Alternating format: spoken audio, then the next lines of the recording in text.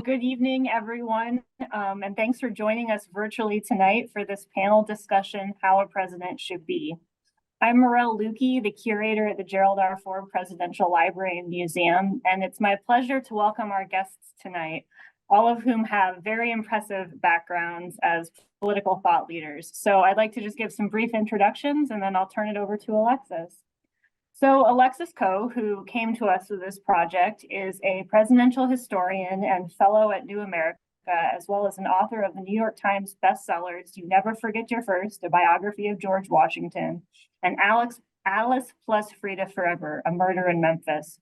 Her commentary is frequently included in documentaries on television and radio, and has been featured in and published by most major publications, including The New Yorker and The New York Times. She appeared in and produced History's Washington series with Doris Kearns Goodwin and hosted the podcasts No Man's Land and Presidents Are People Too. Alexis is currently writing a book on young JFK.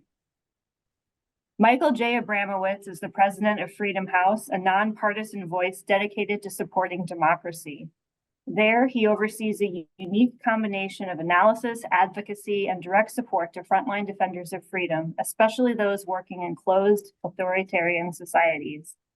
He formerly directed the U.S. Holocaust Memorial Museum's Levin Institute for Holocaust Education, and he spent the first 24 years of his career at the Washington Post, where he was national editor and then White House correspondent. A graduate of Harvard College, he also was a board member of the National Security Archive and a member of the Human Freedom Advisory Council for the George W. Bush Presidential Center, and a member of the Advisory Council for the Crack Institute for Tech Diplomacy at Purdue. Errin Haines is the editor-at-large and founding mother of The 19th, a nonprofit independent newsroom focused on the intersection of gender, politics, and policy. She is also an MSNBC contributor. Prior to joining The 19th, Errin was a national writer on race and ethnicity for the Associated Press. She has also worked at the Washington Post and the Los Angeles Times, as well as the Orlando Sentinel. Errin's expertise on issues of race, gender, and politics makes her a sought-after voice and thought leader in her industry. She has taught classes on race, gender, and the 2020 election at the Georgetown University Institute of Politics and at Princeton University. Errin's currently writing a book on exploring the growth of Black women's power and leadership. And finally, Luke Nichter is a professor of history and James H. Kavanaugh Endowed Chair in Presidential Studies at Chapman University. He's a New York Times bestselling author or editor of 8 books, including most recently, The Year That Broke Politics, Collusion and Chaos in the Presidential Election of 1968, which was chosen as best book in 2023 by the Wall Street Journal. Luke is a former executive producer of C-SPAN's American History TV, launched during January 2011 in 41 million homes. A feature of the series is American Artifacts, a weekly program that Luke conceptualized, which lets viewers experience a museum, an archive, or a historic site from behind the scenes, something different than they would normally see as a member of the visiting public. So with this fantastic and accomplished panel, Alexis will lead a discussion exploring the question, how a president should be. And after the discussion, there will be time for a Q&A from the audience, so please feel free to drop your questions in the Zoom chat. Now, please join me in welcoming Alexis, Michael, Errin, and Luke to our virtual stage. Thank you, Morel, and thank you to the Ford Foundation and the library for putting this together. This is my 9th talk in a series that I'm doing for New America. It's part of my fellowship, in which I was somewhat pre-gaming 2024. I've been asking myself and answering this question for a long time as a presidential historian: how should a president be? But as I often find, the more I know, the more I realize I don't know. And what I study and write and interact with is not always what I see in the world and what I hear from the electorate. Cynicism towards the office seems to be at an all-time high. And in order to address that, I wanted to approach the question with intellectual curiosity and explore conversations with people who I'm not normally on panels with, which isn't totally true. Errin and I have been on MSNBC together, but aside from that, I have not been on any panels with our other two panelists. It's my first talk with the Ford Library, and I have been, let's see, last week I was in Ohio. I went to the Ohio State University and I spoke at the Mershon Center for International Security and talked about national security, which is really interesting. I've talked about youth, historical accountability, reckoning, memory. Jamel Bowie from the Times has been a guest. They've really been all over the place, and it's been a really exciting time to learn and grow and make connections. And tonight we're going to touch on a few different topics. I would love to start with preparation for office. We have seen, I would almost say, a barrage of articles about a president's age, but it's really been focused on the age, the upper limits, shall we say, but there isn't really a limit. However, there is a lower limit. There is a requirement, the age of 35. And that is because at the Constitutional Convention, there was debate about how much preparation someone could have in order to be president. And 35 was viewed as the perfect age because it gave someone time, a white landowning man at the time, that was their conception, time to establish himself in his career, but also time to go through a very specific college called Congress. Now, we know that hasn't happened, particularly in recent memory.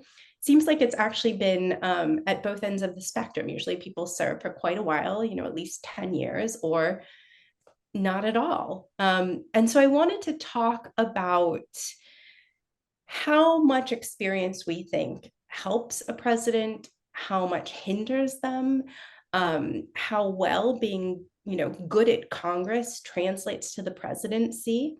Let's start with Errin, and then we'll go from there. Yeah, well, first of all, I mean, I'm so happy to be even unpacking and thinking through this with you, Alexis, and also Michael and Luke. And so thank you so much to the Gerald Ford Foundation and the library for pulling this together and giving us a chance to kind of ponder this. Yeah, I mean, in terms of like pre-presidential experience, really what it made me think, what your question makes me think about is what kind of experience, right? I mean, we know obviously that like local office, somebody being a mayor, for example, or even a state legislator or a House member doesn't necessarily get you very far. But what about state or federal office? We've seen a lot of people who have been governor or who are senators, obviously, who have put themselves forth as candidates and have been seen as qualified. I think military experience, we have to talk about that, right? I mean, going all the way back to George Washington, somebody with military experience is seen as somebody who may be qualified, particularly a war hero, right? Like I'm thinking about Grant or Roosevelt or Eisenhower. I think in the modern age, television certainly doesn't hurt, right? Ronald Reagan kind of paved the way for that. Then, of course, there's obviously Donald Trump, who was kind of dominating our airwaves and our public consciousness before he dominated the Republican Party. And like, that's interesting to think about.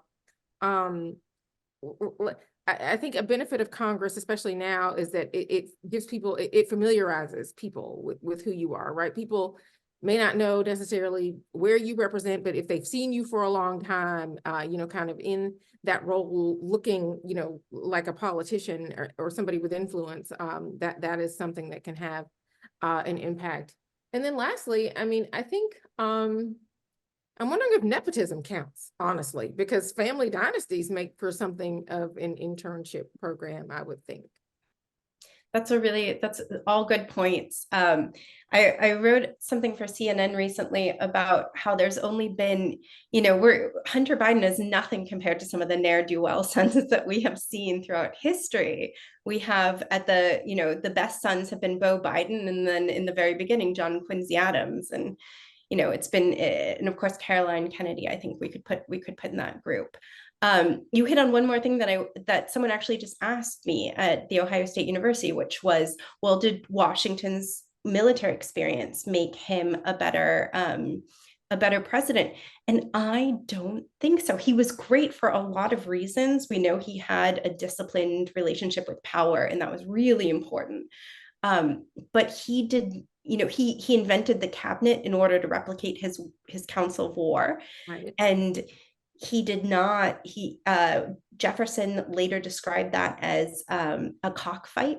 So he said that they had razor beaks and they were fighting to the death. So he really did, he wanted people to fight, and then he wanted it to be done when it was done. And that's how we got partisanship. So you brought up a lot of really good points. Michael, what are your thoughts? Well, there's only one requirement for being president of the United States, being 35 years old. And we've had all sorts of different experiences. I think it's interesting, the legislative experience.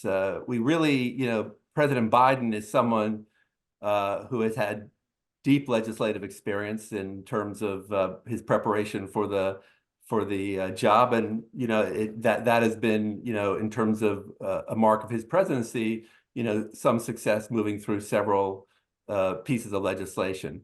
The public often prizes business experience, someone who can shake things up and run things smoothly. And that too, the United States has grown to be a very large bureaucracy, and managing that so-called deep state can be very challenging, and maybe that business experience is also useful. So we seem to be in a cycle where President Biden is a little bit of an outlier. Let me just think for a second. I covered President Bush. He was a governor. After him, President Obama, really didn't have too much formal government experience other than being, he was in the Illinois legislature, and he was a senator for 4 years. So, I mean, President Biden, it really, the public mood sometimes demands different things, and there's no one cookie cutter to what makes a successful president. You make an interesting point that in one of my talks, I focused on youth, and I spoke to the president of Made by Us, which is an association that works with Gen X and Gen Z and different institutions. And I also talked to AP US history teachers. So it was like a fascinating panel. And I had given them questions for the young folks, for future voters.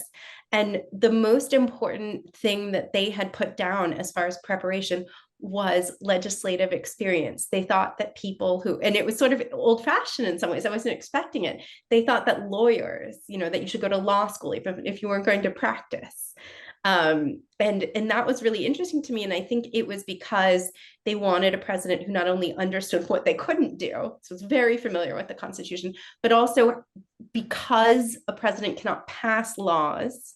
Despite with the American President, the movie, his great speech where he talks about, Dukakis, he says, I'm going to pass a bill that makes sense. It's like, oh, no, you don't do that, sir. Everything else about that speech, though, was amazing. And I think it's great that you bring that up, because it is this yearning that I've heard throughout this series, that people really want a president who just understands, how a bill becomes a law. And I think that's important.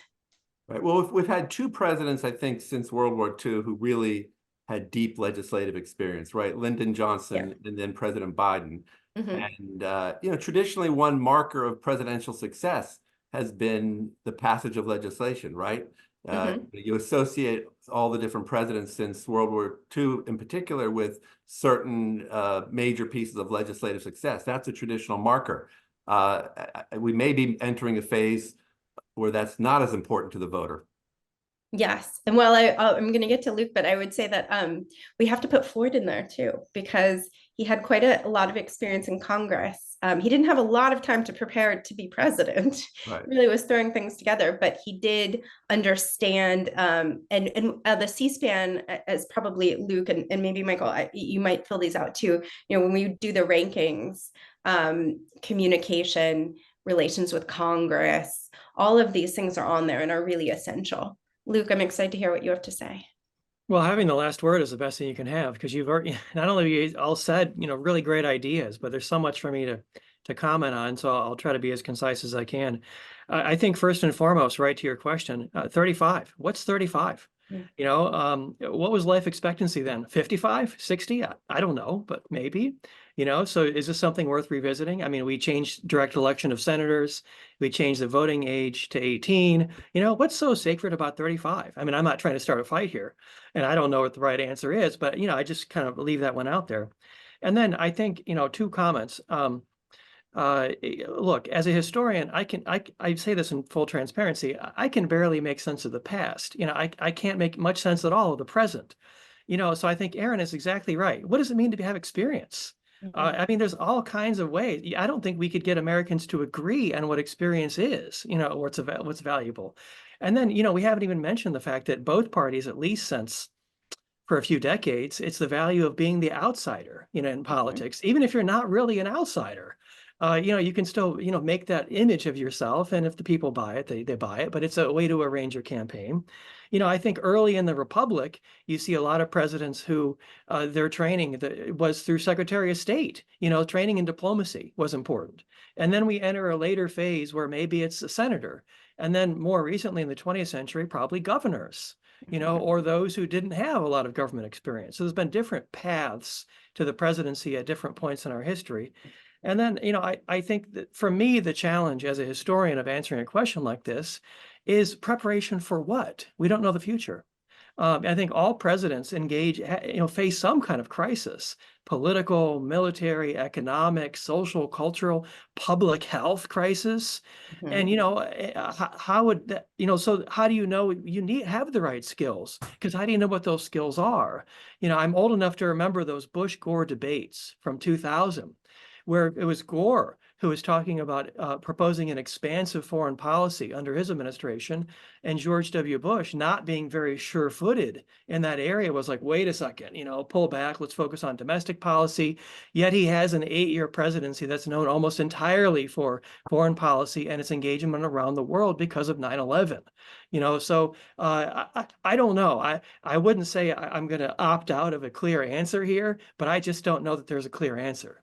Well, I I think think you are putting your finger on a clear answer though, which is that experience based on the challenges that we are facing in the moment. Yes. I think that we don't really consider things that way, but maybe we should.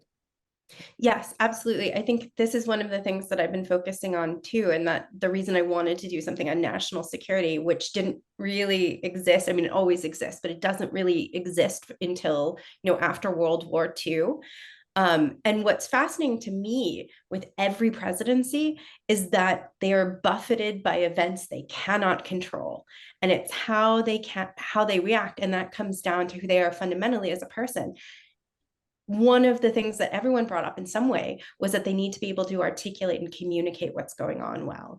And that is important. And sometimes, you know, Reagan was so good at that. He could say, you know, he could make a joke about his age and then forget half the things he was saying. After that, doesn't matter. He won everyone back. And that was quite interesting. And now I just have to tell the rest of my story because everyone sort of hinted to it. So the reason 35 was the age they landed on was not only that it gave time, but the man who introduced it during the Constitutional Convention, George Mason, he thought he was a terribly irresponsible youth, and that he could have never done the job when he was younger than 35. But guess what? George Mason didn't like the rest of the Constitution, so he didn't even sign it. So the guy who wanted the age requirement didn't even sign the Constitution. And most of the founders thought, and the framers thought, that we would have amendments far more than we have. And so I think the understanding was that we would shape the Constitution to match the population as time went on, and that hasn't really happened. So the second question I have for all of you is, so what was really interesting is when, you know, I have to use my prop here. So Nixon resigns and Ford will become president at noon. When that was happening, poor Pew Research Foundation was just finishing a poll. They were mostly done with a poll, and they were polling Americans, should he pardon Nixon? And most Americans said absolutely not. They really wanted accountability. What's interesting, however, and I think that is still the impression as far as Nixon, but Ford almost immediately took a hit in his presidency and never really recovered. There were other factors to do with that. But what I think was fascinating is within 5 years, within 10 years, within 15 years, and even recently, I think Ford was posthumously given the Profiles in Courage Award from the JFK Library, from the Kennedy Library, that impression really changed. And all of a sudden, people thought, he really made the best decision for the country. I wonder how you feel about that, about the electorate's feelings towards Ford versus Nixon. And I also have to mention that this was given to me by the Ford Library as well. One of my favorite primary sources I've ever had. It's also behind me, but it's out of view. There's a letter that a future voter, probably about, I don't know, 8 years old, wrote to Ford after he pardoned Nixon. It said, "Dear President Ford, you were half right and half wrong." I think that's kind of true. You can't really put a percent on that. So I'll go in the opposite direction. Luke, you're up first. Yeah, I think what I'm thinking about when I hear your question is, what does it mean to be a leader? And I think leading, sometimes you have to make unpopular decisions. At leading, I think I think we'd all agree, leaders shouldn't follow public opinion. I think the definition, the tension of being a leader is you're taking a people from where they're at to a new place. And that new place might not be comfortable, might involve pain, because sometimes in pain is how you have growth. On one of my most recent research trips to the Ford Library in Ann Arbor, just in the last couple of months, I'm shocked to find records I'd never seen before that showed Hubert Humphrey, the Democratic nominee in '68 and former vice president, as well as Senator George McGovern, the nominee in '72, both supported Ford in 1976.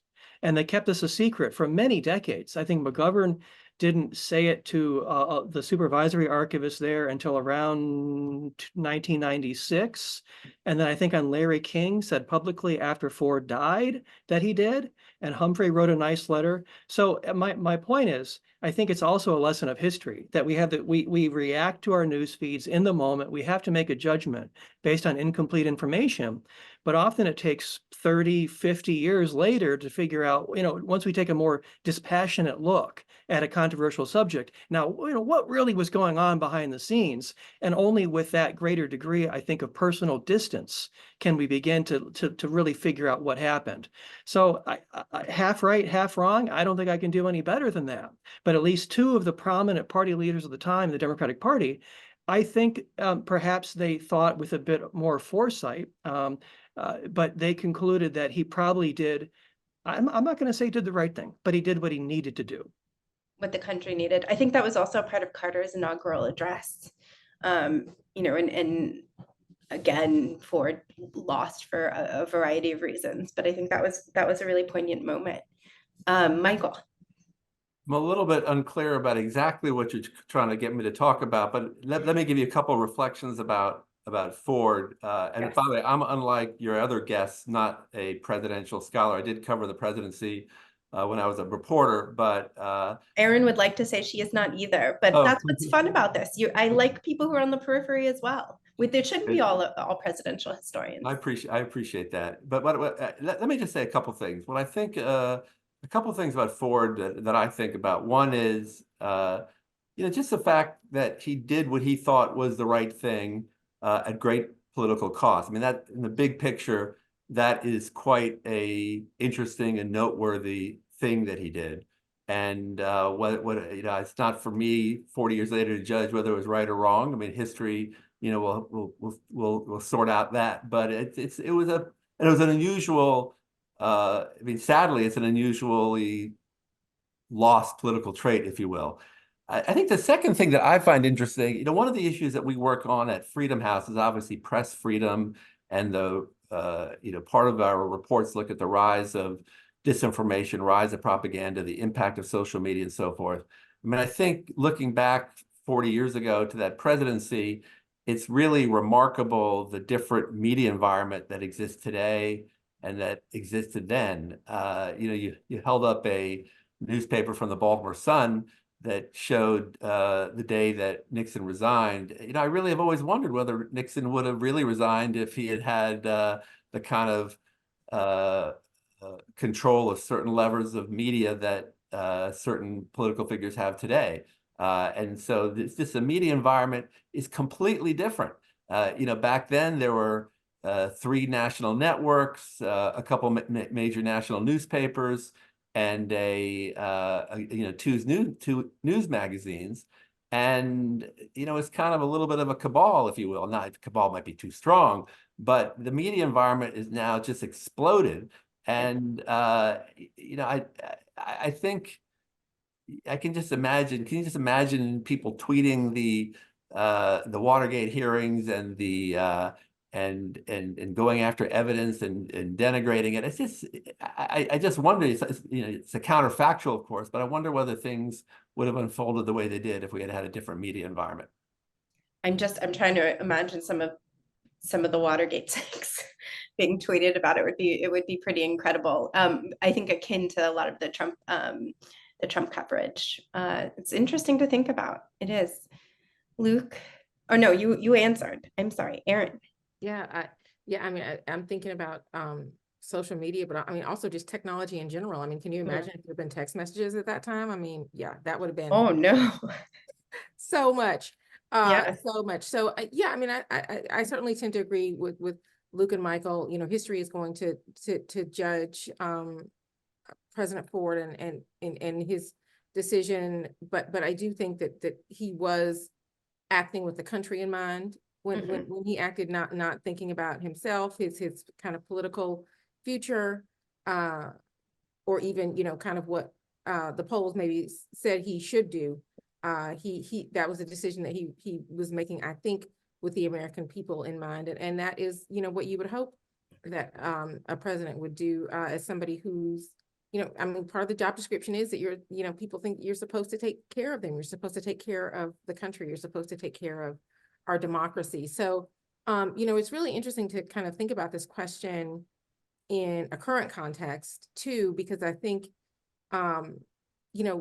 being president is kind of this office that it's like the main political role that people still think of as someone who has to be answerable to them, right? Like the White House is the people's house. Like the president is somebody that people think that they can hold accountable for the things that maybe are happening or not happening in their lives. I mean, the president does not control the gas prices, but that is somebody to point to, when the eggs, are suddenly more expensive or the milk is suddenly more expensive, do something about this, or even just, what are you going to, how are you going to fix my student loan debt? I expect you to do something, or at least to act like you are trying to do something, right? To show that you care about me.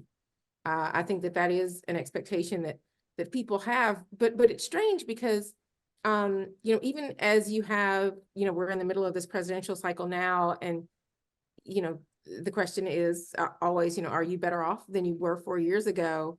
But also there are a lot of Americans who really do not feel like their fundamental circumstances change, no matter who the president is, right? And so I think that contributes to some of the cynicism that we see. But I do think that the desire for accountability has been especially strong in the last maybe 8 years. And I'm thinking specifically about the pandemic and the president's ability to respond to that crisis for our country, for the globe. That felt very important. I mean, I think the 2020 election in many ways hinged on the former president's response to the pandemic. And then also the racial reckoning that happened. You had, you had President Biden literally saying, I'm running because I think this is a battle for the soul of the country.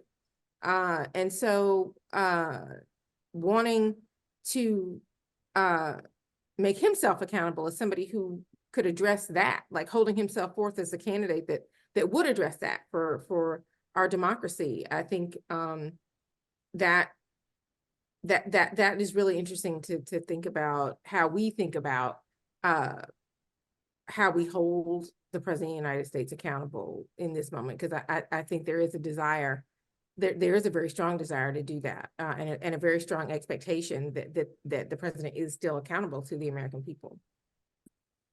This is so interesting because as you all were talking, I suddenly thought about Ford's pardoning of Nixon in a way that I haven't before, which is one of the calculations Ford may have made is that, what will his post-presidential career look like? What is Nixon going to do when he gets on that helicopter and he leaves? He's going to go home. He's going to write some books. He's going to try to pay off some legal fees, prepare for retirement, spend time with his family. He doesn't really pose a threat to the country. And I think that is a part of his calculation that I didn't really consider before this. So I think we can all agree that Betty Ford has been having a bit of a moment recently. There was the First Lady series, which she was by far the best part of. And in general, I think appreciation for her has grown. She was an advocate for women's issues. She was bold in the topics that she discussed at the time. There was an authenticity to her that I think was really important. She, of course, like every First Lady, had a focus, but she really spoke to whatever was going on, to her life. She answered questions honestly. We haven't really had a First Lady like her since then. And so I wonder, how would she fare today? And is there something that you see that a First Lady could be doing? I think that there's the tendency to be somewhat dismissive of their, different initiatives, their agendas, be best, things like that. But then you see certain ones like healthy eating or other, then Hillary Clinton, of course, healthcare, she had a substantial role. What do we see for the future First Ladies? I'm gonna go totally out of order. I'm gonna go, let's see. No, who hasn't gone first? I think we've all gone first now, right? Michael, have you gone first? I haven't, but I'm also really not an expert on First Ladies, but well, I mean, that's really like the expertise. Don't worry, I'll always insert something that's occurred. I think that we've had every First Lady fashions the position in the nature of their personality, expertise, passions. The current First Lady is a professor. She's into education. When I covered the George Bush White House, the First Lady had some very interesting passions, one of which was Myanmar and the fate of human rights in Myanmar. And I remember taking a trip with her to the Thai-Burmese border in 2007, 2008, and she really put a lot of focus on an issue that really had not drawn a huge amount of attention from the press. So, even though these kind of passions are a little bit accidental, to me, it shows that the First Lady really has an ability to kind of command the national megaphone or on certain issues that are of great interest to her. And of course, Mrs. Ford was very open about some of her issues. That was unique in those days. But we sometimes joke about this, but the First Ladies really do have an opportunity to kind of bring issues to the national agenda in a way that is often impressive, and oftentimes their passions are raise issues that maybe should have been raised. I mean, there's a very interesting book by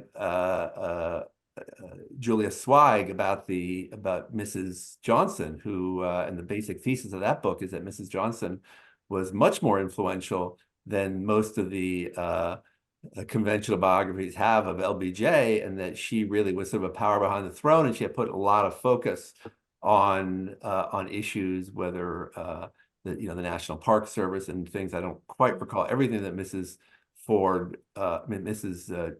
Johnson focused on, but you really have a lot of authority, and not authority, you have a lot of moral stature as a First Lady, and we've seen repeated examples of them using it quite aggressively.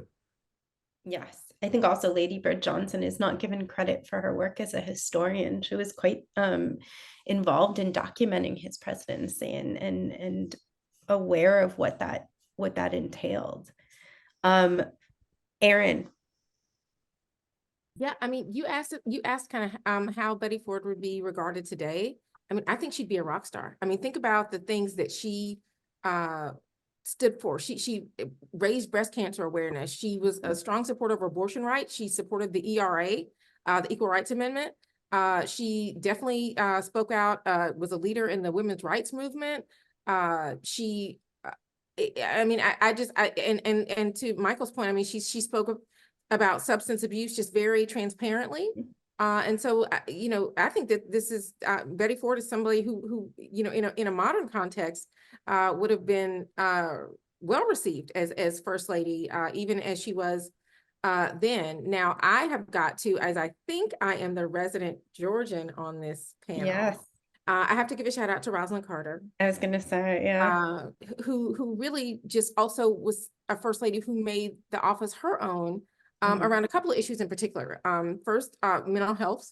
She was very transparent about her own mental health challenges in office. And after she left the White House, she continued to work on this issue. That's just such a huge part of her legacy, keeping this issue on the radar for the American people, destigmatizing it for the American people, and making so many people in this country feel seen. The other is her legacy on gender equity.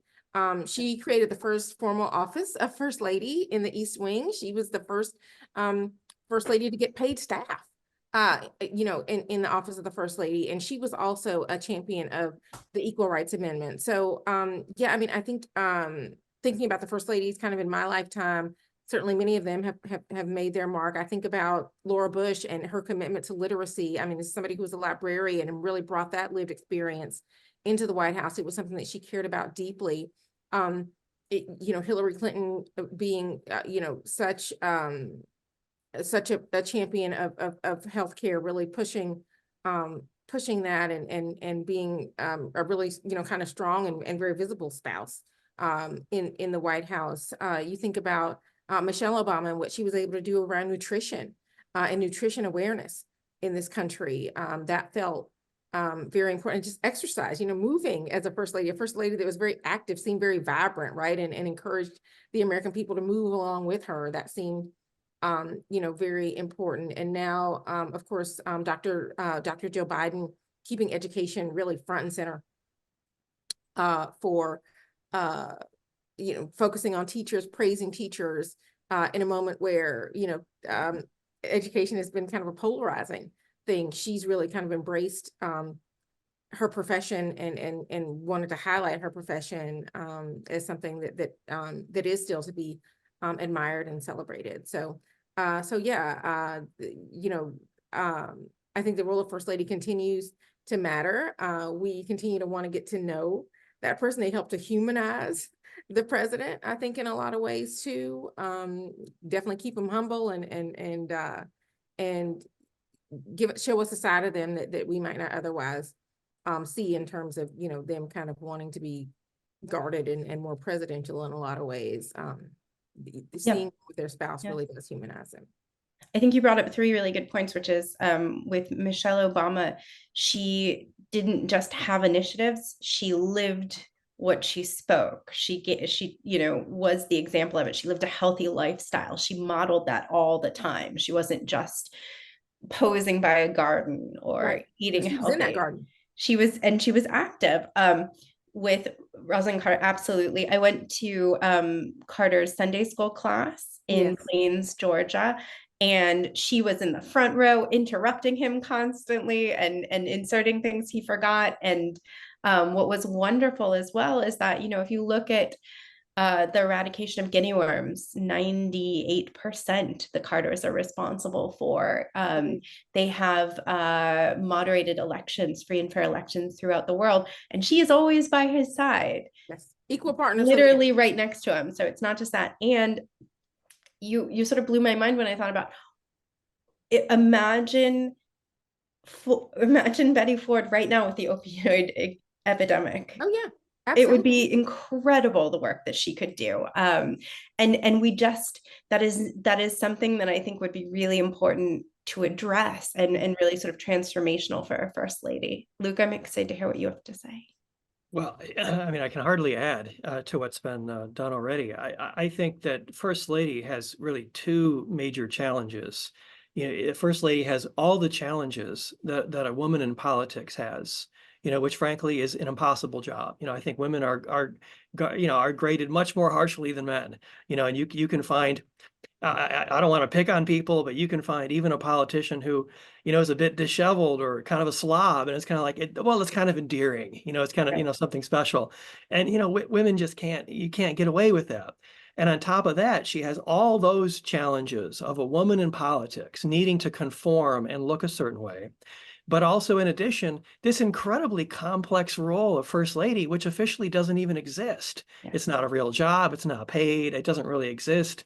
And I say that because, you know, I want to join the love fest for Lady Bird Johnson, because this is a unique historic record. And I often go back to records as a historian because I'm kind of an archive rat, and I spend about 100 days a year in archives. And I love that feeling of looking at new things that not many others have had.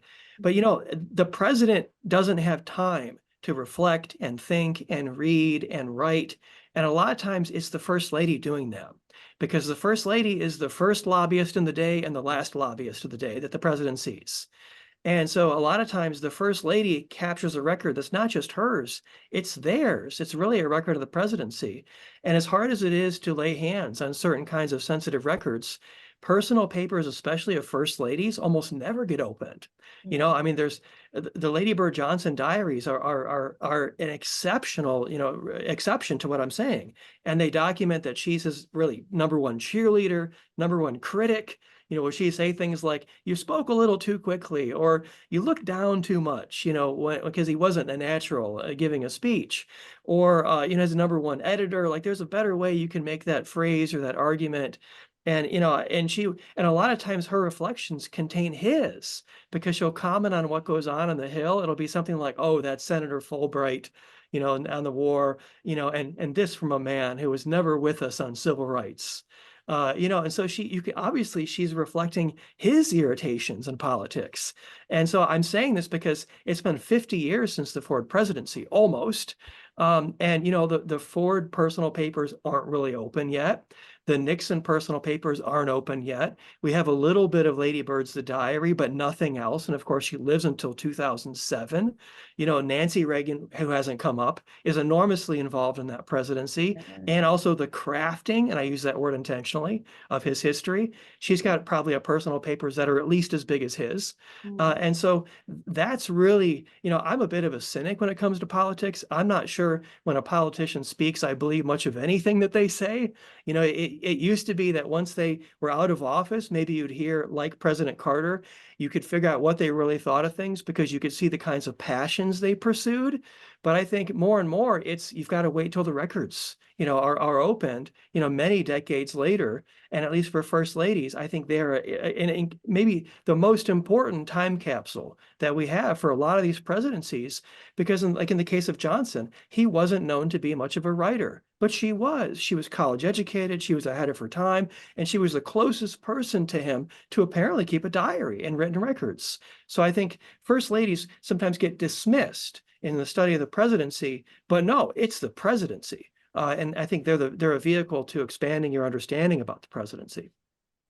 That is such a good point, Luke. And it's, I mean, the 19th in me is thinking, what is the first gentleman's role? Like, what is that going to be? Because he doesn't even have a blueprint, right? He doesn't exist, obviously, but he doesn't even have a blueprint at all, except to take advice from these women that have come before him, and then try to reshape the office in a totally new way. Exactly. And is he really going to stay on the East Wing, or, you know, how's that going to work? I am fascinated to find out. That's so interesting. There are so many good points that were brought up. And I think that one of the frustrations with presidential history as a presidential historian is that the First Lady biographies do tend to be kind of polite. Or they are not really about the person. They're not about the subject. They are a reflection of the man. And so sort of their mind, the historians or history writers will mine the archives for impressions of the president. We see that over and over again. And so you don't really get a sense of them or even who they were as a partner, or how they grappled with things. And so I think certainly I'm excited for a new generation always of historians who are taking on these subjects that also, I have to say, are not fashionable. Being a presidential historian was never fashionable. I couldn't talk about it when I was in grad school. I was a political, I studied political history and citizenship and sort of on the side quietly presidential history. I've done okay as a result, but it was definitely, it's definitely something that I hope that we see more and more of, and certainly from historians who come from other places and history writers. I don't think that you need to be someone who has lengthy expertise to take on a biography. I think you just have to be someone who is really, really interested in getting to know someone. Alexis, to your point, though, it is interesting, the first ladies who were kind of cults of personality, who we were obsessed with, right? I mean, obviously, like Michelle Obama was one, Jackie Kennedy was certainly one. I think Mary Lincoln is somebody that we continue to be fascinated by. I'm so glad you didn't say Mary Todd Lincoln. Thank you. She never used that. She never used Todd. No, she didn't, but I don't know. But so many people do. Martha Washington, people are fascinated to know who Martha Washington Don't be fooled by the bonnet. Exactly. Yeah. So, I mean, Eleanor Roosevelt, people, there were some first ladies who just really kind of broke through and just were such a force of nature that we were compelled to want to know everything about them. And still are. It's a really good point. Somehow we are nearing our time for questions. And so I'm going to skip, I'll skip the next question, but I just do want to point out that Ford predicted we would have a woman president by now. And I think he really could be, and I think the library has agreed with me on this, that we can define, that he probably would have agreed with if we had asked him, are you a feminist? He probably would have agreed with that. I want to ask you, we've spoken about this a little bit, but I want to know the qualities of a president, which sounds kind of ridiculous, right? That it sounds like almost precious as a concept, but I think it's an important one. People have talked about in the past when I've asked this question. I really enjoy asking these like seemingly simple questions. Authenticity, a sort of empathy has been a big one, which is interesting because we have a president right now who's considered quite empathetic. What do you think, what are the qualities you would like to see in a president? Anyone who's compelled to answer. Well, I'll throw out one. Yes. I think having a strong commitment to democratic values is really important. In some ways, the White House is like the greatest theater on the world stage. Everyone's looking at the White House, right? Even around the world. I mean, one thing that's interesting, I run a global human rights organization, and the people we work with around the world, the people who are activists, journalists who are working on the ground against often authoritarian settings, they are, I know it sounds kind of corny, but I really think it's true. They are looking at what happens in the United States. The United States is regarded as a place where people expect democratic practices to be upheld, and if we fall short, which of course we do, that is noticed. I think we live in a society where there's a constitution, there's a rule of law, there's a court system, there's an independent judiciary. And I really think that the presidency, one of the most important things, that he just models good democratic behavior, that he follows the rules of the court, and I think that to me is very, very important. Absolutely. Yes. I mean, Michael, the first answer that popped into my mind is it's somebody who is literally wedded to democracy. Like that is how I would want the person who is president of the United States to be. And also, I think the other thing is, race and gender are the unfinished business of our democracy. Mm-hmm. And so a president who understands that and who is ready to confront that, to really get us to, getting us so much closer to the ideals that our framers envisioned, even though obviously they did not envision that with all of us in mind. It's time for some amendments. Yes. It's time for some amendments, whether they are literal amendments or whether we as a collective democracy are doing the amending together with the president at the helm of that endeavor. That feels very important. I think character still matters. The ability to connect to and relate to the American people still matters, and somebody who knows how to listen. I do think that it's no surprise that empathy is coming up as something that people see as a characteristic that is important given our current president, but also to see that as a masculine trait. That's not normally a trait that we associate with masculinity. And so what does that signal for American manhood if the presidency has been really one of the highest visible symbols of that for so long? Absolutely. And I would only add to the race and gender, I would say, economic justice as well. And I think that that's really important. And then I'll say one more thing, which is that Thomas Jefferson hoped that he didn't say this in some grand speech. He didn't put this into any formal documents, but he did write in letters that he hoped that we would rewrite the Constitution every 20 years. And I know that the National Constitution Center recently did rewrite the Constitution. And so I'm excited to read that. Luke. Yeah, I agree with everything. I just want to be a little more philosophical and say, how about a president who inspires people?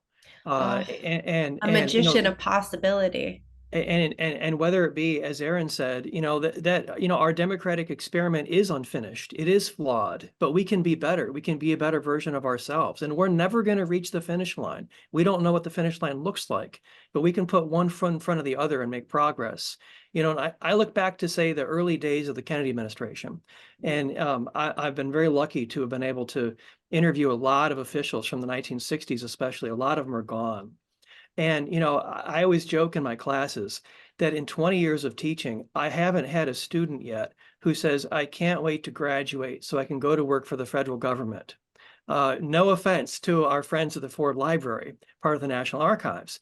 But, you look in those opening years, a lot of people I talked to, especially for this biography of Henry Cabot Lodge that I did, they're mostly liberal Republicans who I talked to. And what they said to me was, it was cool to work in government. We wanted to be near Kennedy. We wanted to work for him. We wanted to dress like him. We wanted to talk like him. And what they would say is something like, you look at the numbers of people who sat for the civil service exam and the foreign service exam in 61, 62, it spiked. People wanted to come to Washington. Washington could attract our best thinkers, our young people with new ideas. I ask my students, do we do big things anymore as a society? Do presidents take risks? When is the last time we had a president make, to go back to Kennedy, like a moonshot type speech? It seems like now, unless something can be done in 4 years or even 2 years, and even in a congressional term, one of those years they're raising money and running for re-election, do we do big things anymore as a society? Do we inspire people? And so I think I come back to the point I made at the beginning, a president who can inspire us somehow. Absolutely. I think that's true. I would also just go back. I think getting things done is something that is often underrated by the punditry. I think that it's a very rare situation in which the presidency is controlled by the same party that controls the Senate and the House. I mean, you are the presidential scholars, you'll know how often that's happened, but it's pretty rare. So the reality is, in Washington, you have to really work across the aisle to get things done, right?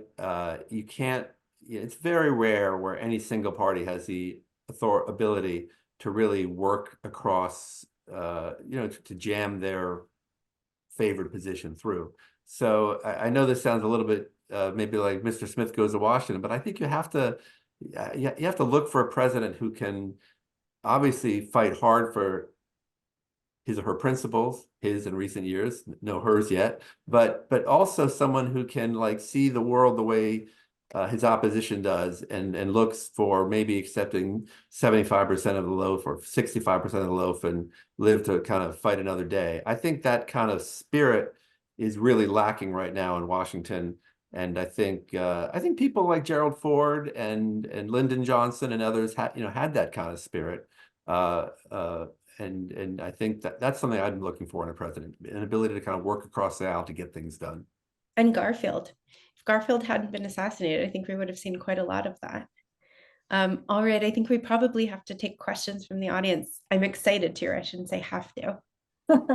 Yes, thank you all for such an insightful discussion. It was really fascinating to listen to. So just a reminder for our viewers, if you have a question for the panelists, please put it in the Zoom chat, and then I can share it with the panelists. So we've had a couple already coming in. So to start off, what's the importance of presidential management style, the people that are around the president? Oh, I think that's so important. And I would say that, communicating accomplishments is really important. And I think the Biden administration has a lot of work to do there. They've accomplished quite a lot that they haven't really articulated. But I just want to point out that the previous administration, and this isn't a Trump versus Biden conversation, but these are recent examples. And I'm guessing that not everyone in the audience is a presidential historian either. And so it's useful to talk about recent history. There was a lot of turnover. We usually see, people keep positions, big positions for 2 years. They're tough. You make a lot of personal and professional sacrifices to do them. There has been very little turnover in the Biden administration. And I think that was essential to 4 years ago, I have an almost 5-year-old. She hadn't been vaccinated. We still couldn't leave the house. Things were quite difficult. And I think a lot of that sort of seeming, in comparison, rapid recovery was because it was managed really well. And it was not managed really well before. So I think that management is really important, which is, I think, why maybe some people think that the president should have some sort of business experience. But I think you can be a good manager in a lot of different settings. Or executive experience, right? Like, yes. This is the case that so many of the Black women that I talked to in the Veep-Stakes conversation in 2020, there were Black women who were mayors who were being considered, or who had been mayors, and being mayor as a qualification, not that was your immediate previous role, but that if you had actually been a government executive, as opposed to somebody who was part of a collaborative governing body, that that gave you kind of that check on your resume.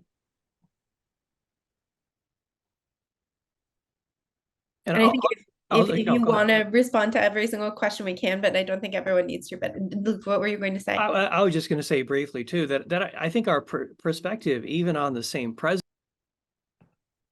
Oh, Luke, you went to mute. Sorry, you're muted. Sorry. Okay, I think I'm back. Even take Eisenhower. So Eisenhower gives his farewell speech in January of '61. This is the famous military-industrial complex warning. And I think the general consensus at that time about Eisenhower was he was a dunce. He was sort of removed from his own presidency. And, yet 30 years later, once the records become declassified in Abilene, Kansas, and you have, new books like The Hidden Hand Presidency, it shows, well, he was a lot more involved than we thought he was. He brought over the White House Chief of Staff system, the staff structure. He liked it in the Army, and he thought there needed to be more of a structure for management in the White House. And then his apprentice, Vice President Nixon, goes even further by transforming the Bureau of the Budget to the Office of Management and Budget. Now, this is not exactly a sexy topic that's going to be a New York Times bestseller, but I mean, there is something about, there's a discussion going on among presidential historians that has the job gotten too big for one person? Do we need more than one person? Do we need more than one vice president? Do we need almost like a prime minister or a deputy prime minister? We don't have a parliamentary system, of course, but I think, we go back to age 35. What's so sacred about age 35 to be president? What's sacred about 18 or 21 to vote? And I think sometimes we get in our minds that, there's certain things we just can't, that are inviolable, that we can't change about our system.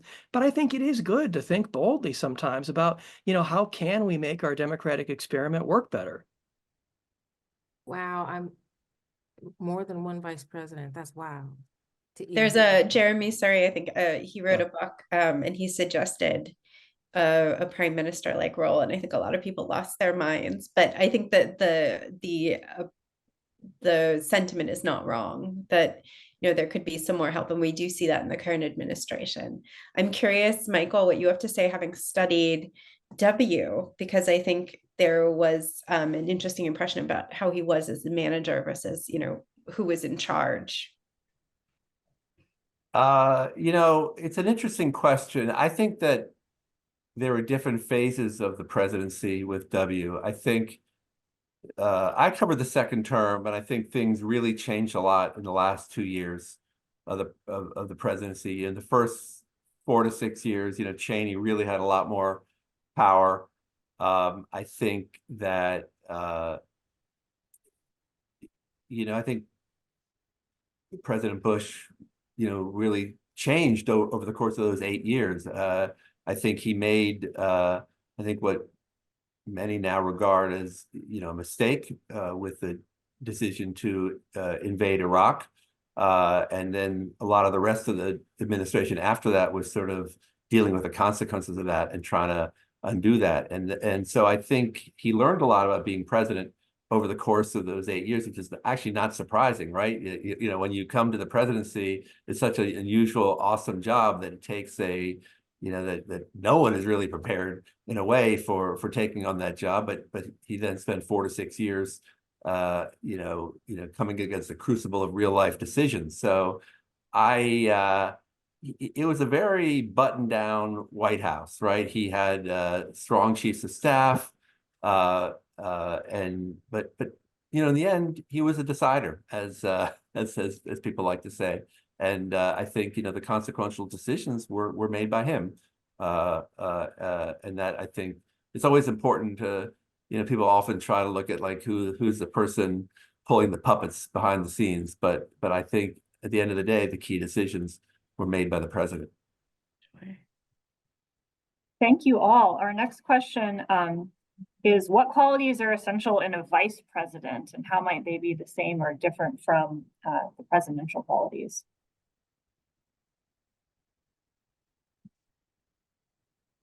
Does someone else want to start?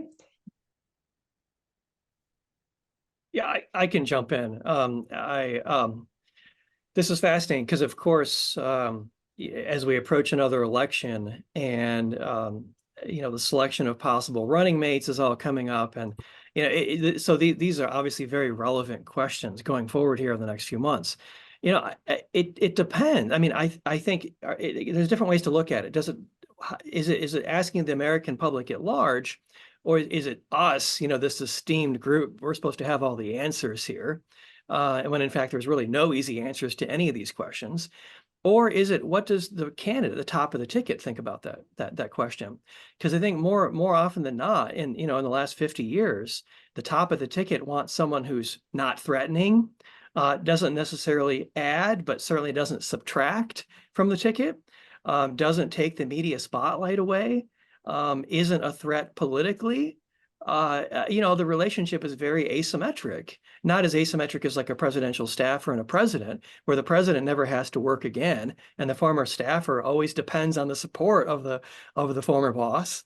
But no, I think it's complex. I'll give you one example. Behind me, I was working on this biography of Henry Cabot Lodge, and while I was doing it, somebody donated this like Nixon and Lodge, poster up here that's kind of behind everything up there. And, I think Nixon learned from choosing Lodge as a running mate. People like Lodge. He was kind of like a Kennedy, and he spoke that way as a kind of a Boston Brahmin. And so I think then Nixon realizes that was kind of threatening in 1960 when their campaign lost narrowly to Kennedy and Johnson. And then, so what does he do in 68? Why does he choose this relative unknown of Spiro Agnew? For all the reasons I just mentioned. He didn't steal the spotlight. He didn't really add a lot. He was, there's that thing about being an outsider, that you're not very well known, but then you don't have a great record for us to criticize you at the same time. So I think it's really complex. And some White Houses, the vice president has a lot of access to policymaking, and others not very much, because there's not much of a personal relationship there. So I think it really becomes situational, administration to administration. Situational is exactly right. I mean, depending on who the nominee is, like that's how you need to evaluate kind of who the vice president needs to be. We've talked a lot, tonight about first ladies, but really, the vice presidential process and that ticket coming together is something of a shotgun wedding, right? I mean, these folks need to complement each other in some ways, and a lot of times they do, and when they clash, it's pretty miserable for the number two person in that office, but when it works, it makes for quite kind of an interesting relationship to cover. I mean, you think about President Biden when he was vice president, right? I mean, he was basically, in a lot of ways, that kind of sidekick-ish role that a lot of people saw him in. I mean, he was a likable person, right? And helped to kind of make the first Black president of the United States a more likable and accepted person for a lot of people, right? That certainly seemed to be intentional in terms of, that pairing and why that pairing happened. George W. Bush was seen as somebody who was unserious, and so he needed a grown-up, to be his partner in the White House. And so, enter Dick Cheney, before we, kind of knew everything that Dick Cheney would kind of become as vice president. But like that, the initial thought was, we need a grown-up here because this person is not, necessarily being taken seriously. And obviously, President Biden, said out loud that he was going to pick a woman, right? And so then, but picking somebody who was younger, picking somebody who, was a woman of color, who was representative of certainly where the Democratic Party, is going in terms of the small d, emerging Democratic majority of this country, that mattered. Somebody who, was a choice that could excite, frankly, the most loyal and consistent base of the party, Black women, who wanted, a return on their investment, i.e. their votes. That was part of the calculus there. But even with that pairing, him saying when they took office that he was going to treat her as an equal partner, right? Seeing her in the room, so often with him at his side as he's dealing with the pandemic, as he's confronting, kind of various crises.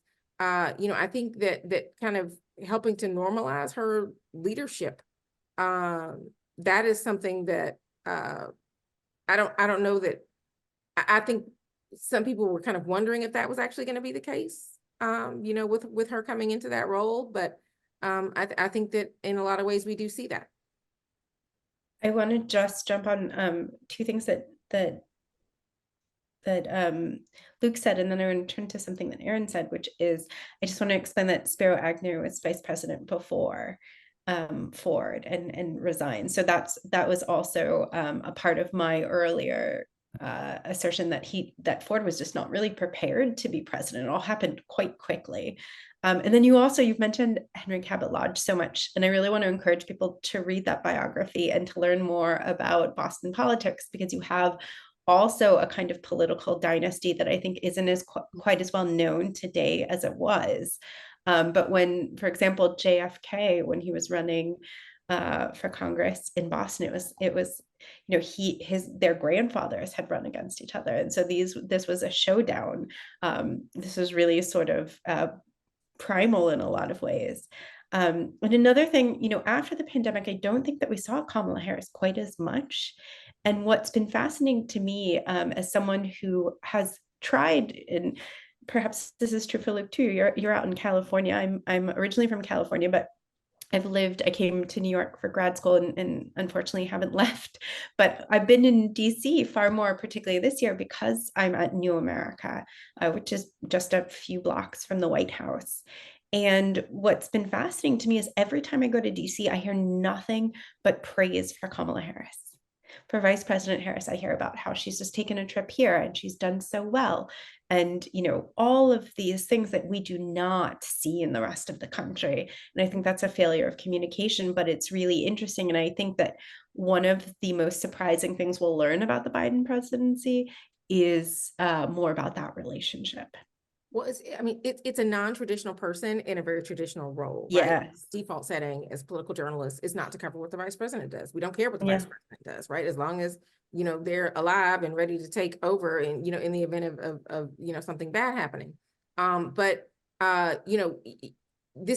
she is somebody who is absolutely resurfaced, on the other side of the Dobbs decision. I mean, she's everywhere, right? I mean, she is very much front and center on that issue. And because that issue is one of the main issues dominating this campaign, I think that, this being an election year and that being really just at or near the top issue, especially for, half the electorate, i.e. women, we're going to continue to see her pretty prominently over the next several months.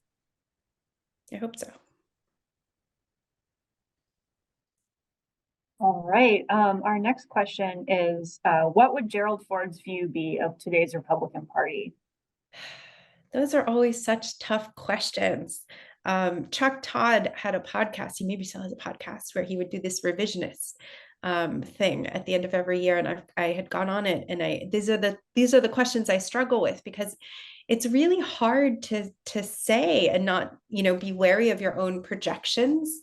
How someone would feel in the past. People always ask me, what would George Washington think of Trump or of Kamala Harris? And it's like, he would wonder how cars are going. Like, that would be probably 100th down on his list. He loved barns. And so he would probably be like, what is going on with mules? Like, he would not, that would be far off. But I think it's difficult to say. I think he lived through moments of chaos.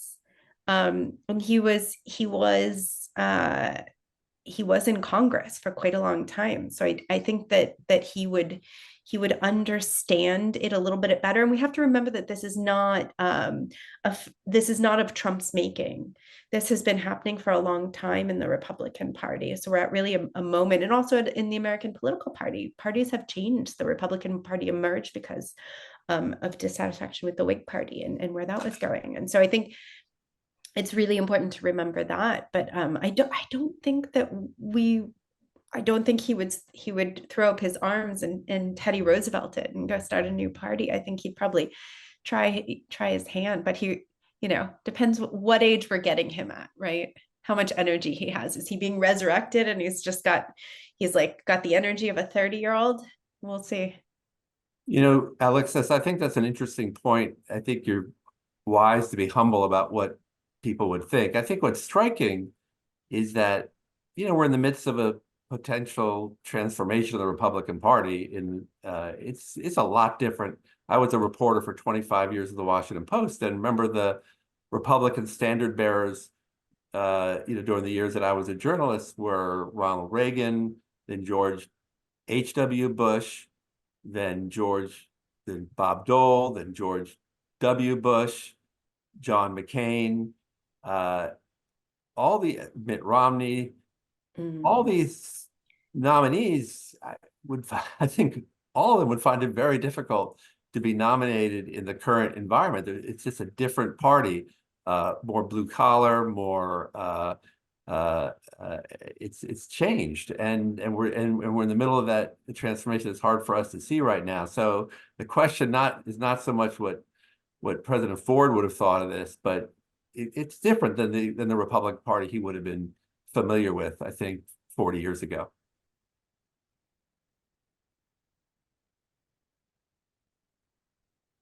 Yeah, I just think I would add 2 points, which is kind of dovetailing on what Michael said. It seems like we are again in the midst of some kind of historic shift politically. And, you know, when you're in the eye of the storm, you don't have the perspective to figure out what that is and where are we headed tomorrow.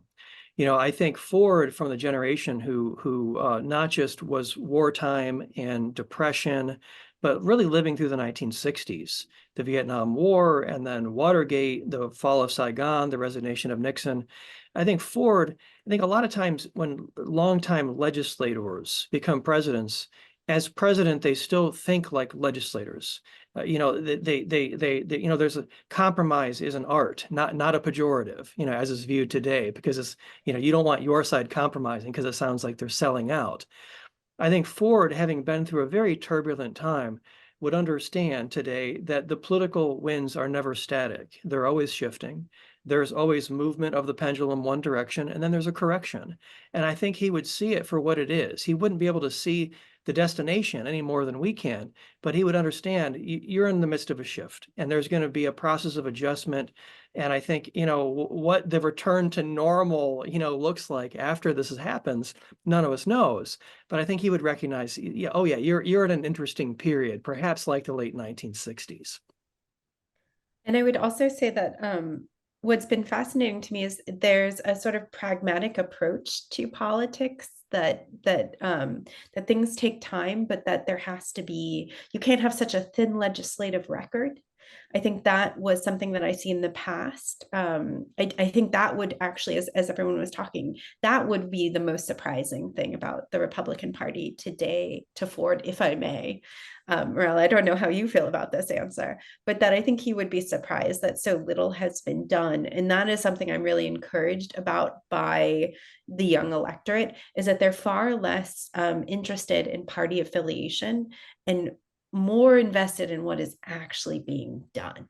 They're aware of dysfunction in Congress and what that means, and how that can thwart far more than a presidency, but their lives. And so I think that is something that we can look forward to. And so things do evolve and change, but there are certain qualities that emerge in response to these sorts of situations.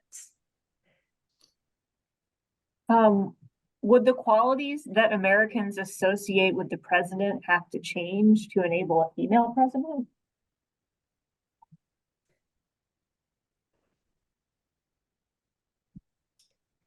You know, Yeah. this is a question. I made the mistake of getting my almost 5-year-old one of those placemats. And of course, it took her about 3 seconds to realize that they were all men. It's a difficult thing to explain. I think that the way that women are treated, I think everyone sort of touched on this at this point. It's an accepted truth that that women are looked at and spoken about differently than men. I think that is changing and will change just as suddenly as we had a Catholic president. That was unheard of before. We have, you know, a Black woman as vice president, unfathomable. Barack Obama. Doesn't necessarily mean that there won't be reactions to these changes. But as Ford said, once there's a woman president, it will be very hard for men to become president again. And I think about that quite a lot. He said that around Geraldine Ferraro, so quite a long time ago. It just takes one. We're definitely getting close. Yeah, I'd say yes, unless we are able to reimagine how we think about women and the traits that we assign to the person who should be president. What it means for somebody to be a strong leader, what it means for somebody to have expertise on foreign policy or on law and order, or what it means for somebody to be strong on the economy. How we value empathy, which is something as we discussed earlier, is already a thing that is beginning to change as a value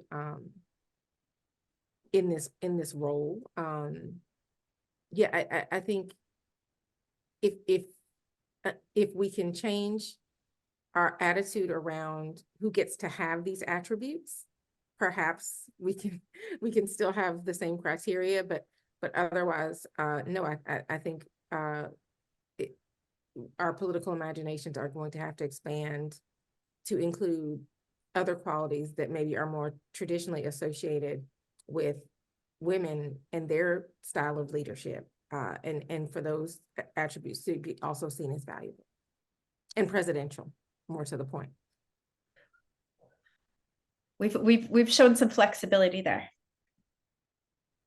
Yeah, I just think I would, again, always the historian's voice. I think I wonder that, when that day comes, and surely it will, actually how deflated we'll be, because we'll realize how much more work there is to be done. And that just electing someone doesn't solve our problems of inequality. I remember back when Senator Barack Obama won in 2008, the narrative of many in the national media was, this is evidence that we are now a post-racial society. What's our consensus on that, these days? So I think, yes, it's an important milestone, but it's also simply going to be an indicator of how much more work there is to do. And let us learn from that moment, right? To understand that we Yes. will definitely not be post-gender when that day arrives. But what does it mean to normalize women's leadership, in the most powerful role in the world? And project so much onto a candidate. I went to Obama's democracy forum in the fall, and I was struck by, I was remembering what it's like to, he had signs, hope and change. And so I was about as nostalgic as I ever get, which is not a lot, but I did feel like coming in under that and then hearing him talk, it was easier to reconcile his more moderate views, which was prevalent, with the sort of hope and change we projected on him. So perhaps we've learned some lessons there too. Michael, what do you think? I look around the world, and you think about women are making incredible progress in other countries in terms of assuming the chief executive position. The president of Mexico, the next president of Mexico will be a woman. It's possible the next president of France could be a woman, although that might be a different type of president than you might expect. So I think, the United States is increasingly kind of an outlier in terms of the chief executive position, certainly. Really, pretty much most of the major democracies have had women as the chief executive. Maybe a couple of exceptions to that, but the United States is really the glaring example. And so I think, as one of you said a couple minutes ago, I mean, that's going to change eventually. Yeah, and to your point, like, it's going to become a marker of how much of a democracy we actually have if we don't actually have gender equity in that role. And I want to also encourage people to look outside. We have a vice president who's a woman, but we have a lot of different people in high levels of government who are women that we have never had before. And one of the people who I think is really interesting and promising, and maybe she's not the one, but someone to look out for who it's never talked about, I feel like, or not that much. Gina Raimondo, who's the Commerce Department. I think she's kind of phenomenal in a lot of different ways and has a lot of qualities that a president should have. All right, so I think, being mindful of everyone's time, this is our last question. So circling back to the subject of the vice president, do you think that in the early years of the Republic, candidates for the presidency looked for a different set of qualities in their vice president than we do today? Well, I think that's easy. They ran against them. Yes. I mean, the loser became the vice president. So, I mean, imagine going back to that system. Can you imagine our last couple of elections, where the loser became the vice president of the winner? So no, I'd say it was quite a bit different back then. So I'm not suggesting that we go back. I don't think we need a lot more tension and conflict in our political system, but I think it was quite a bit different back then. And I think this is how it all started, how the problem started, which is that George Washington did not choose John Adams. And the first thing that John Adams did was try to give him a ridiculous title. It's like, Your Excellency, 9 other monarchical-like titles in Washington was humiliated. He didn't realize that was going to be a part of being president. He really hated it. Although he did call the road, his trip to New York was the capital at the time, the trip to the inauguration, he called it, on my way to my execution. But he immediately sidelined John Adams. Washington invented the cabinet, and John Adams was not invited to those meetings. And so while he set many good precedents, including the peaceful transition of power, which until recently was an honored tradition, term limits that we had to codify, a lot of things we had to codify. I think that was one of the ones that were not so great. I'm just going to say, absolutely.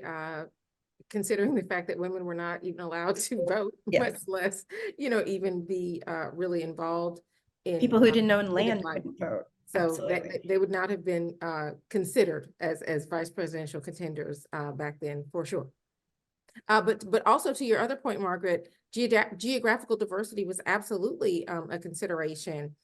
Later on, if there was a popular part of the country, or a battleground state, for whatever that meant back then, that a candidate needed to shore up, that was a calculation in some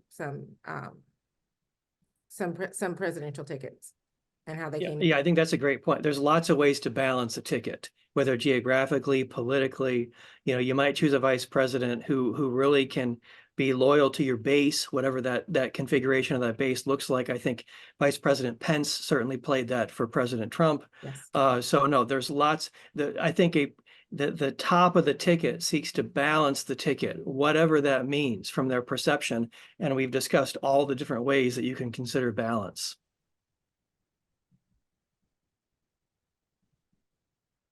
All right, well, I think with that, we will end the discussion. Thank you all for joining us tonight. This was truly a fascinating discussion. I really enjoyed listening to all of your thoughts on how a president should be. As a reminder.